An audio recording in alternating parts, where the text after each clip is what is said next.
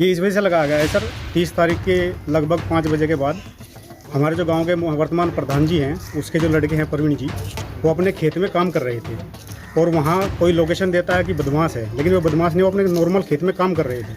वहाँ पर पुलिस जाती है लगभग 6 बजे के करीब और 20 मिनट के करीब उसको वापस लेके आती है।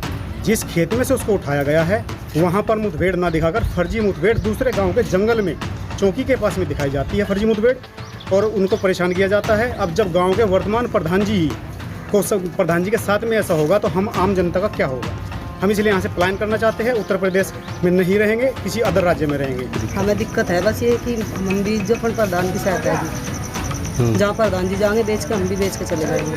क्या हुआ प्रधान के साथ? प्रधान के साथ गलत काम हुआ जी, कि अच्छी बात नहीं है कि प्रशासन उनके गोली मार के उनके और झूठो कुछ तो कुछ लगाते हैं पुलिस वाले, अच्छी बात नहीं जी।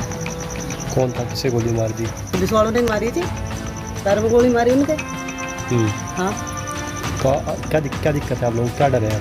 अब हमें डर ये है कि हमें प्रधान जी चाह, हाँ, जैसे लेकर गए ऐसे छोड़ कर। और भी परिवार हैं जो बेचेंगे मकान यहाँ से? हाँ, सब बेचेंगे जी, पूरी गली बेचेगी, सब जो कोई भी आएंगे साथ सब बेचेंगे।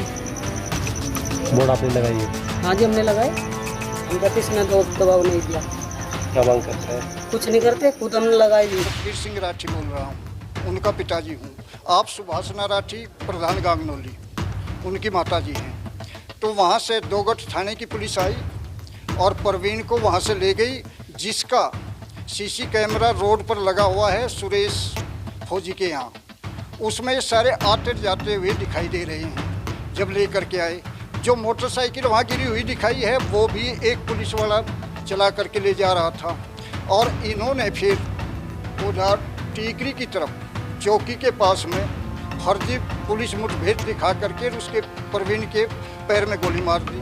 तो इसकी जब यहाँ जो गांव के आम नागरिक हैं उनके साथ में ये अत्याचार है कि ले जा करके खेत में से और फर्जी पुलिस मुठभेड़ दिखा सकते हैं, तो फिर गांव में रहने से यहाँ क्या लाभ है। हमें तो ये गांव भी, ये मकान भी बेचने पड़ेंगे और गांव छोड़ करके यूपी से बाहर जाएंगे, क्योंकि यहाँ न्याय मिलने वाला नहीं है। और हमने सब जगह इसकी गुहार लगाई है कि इनकी जांच की जाए और इनके खिलाफ यह कानूनी कार्यवाही। प्लान कम से कम यहाँ से 400 घर हैं आज कम से कम, जो प्लान करने के लिए तैयार है, जिनके घर पर ये नोटिस चिपका है। हाँ, प्रवीण के खिलाफ जो है केवल एक 302 का मुकदमा, एक गैंगस्टर, और अब ये इन्होंने किया एक मुकदमा 307 था, वो छूट चुका है। और ये सब बता रहे हैं कि उसमें जो अपने उसमें दिया है इन्होंने स्टेटमेंट में कि उस पर तो ये लूट के भी हैं, सब बकवासें दिखा रहे हैं। हमें कहाँ है वो लूट के मुकदमे इस पर। और बहुत बढ़िया तरीके से 4 साल से यहाँ काम कर रहे थे प्रधानी का, जो 33 साल में काम नहीं हुआ वो काम करके दिखाया। और इसके बावजूद जो है यहाँ फुर्सत ही नहीं है, हमें तो इतना काम था, अब भी चल रहा था। तो ये गांव की जो पार्टीबाजी है या ऊपर की जो चुनाव संबंधी उससे प्रेरित होकर के दूसरी पार्टी से मिल करके तब ये काम किया गया। पुलिस के खिलाफ इतना माहौल है कि यहाँ गांव में उन्हें बर्दाश्त नहीं किया जाएगा घुसने तक। अभी निर्णय नहीं लिया गया है, लेकिन माहौल बहुत खराब है। पुलिस को गांव में देखना जो है, अब गांव वालों की जो आंतरिक भावना है वो बहुत खिलाफ है।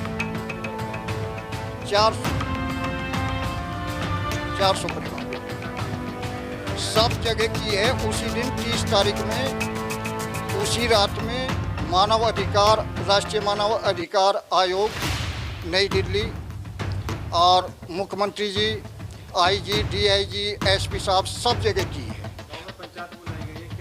नहीं, गांव में पंचायत नहीं बुलाई गई है। गांव वालों ने तो ये खुद ही निर्णय लिया है। जब हमने यहाँ अपना घर बेचना लगा दिया तो ये जनता जो है सब परेशान हो गई। इन्होंने अपने आप स्वयं निर्णय लिया है कि हम भी गांव छोड़ेंगे और यूपी से बाहर जाएंगे। हमने कोई पंचायत